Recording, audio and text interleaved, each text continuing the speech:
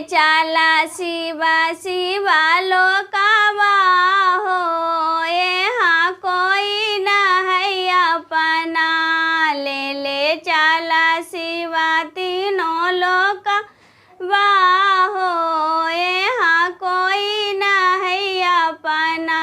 ना हमर पापा ना पापा के बिटिया, ना हमर मम्मी ना मम्मी के बेटिया, जाने मदी हलका के नतवा हो, यहाँ कोई न है अपना।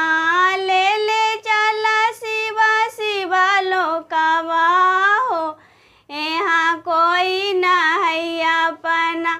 ना हमर भैया ना भैया के बहिनी, ना हमर भैया ना भैया के बहिनी, रखिया बांधल के नतवा हो, यहाँ कोई न है अपना।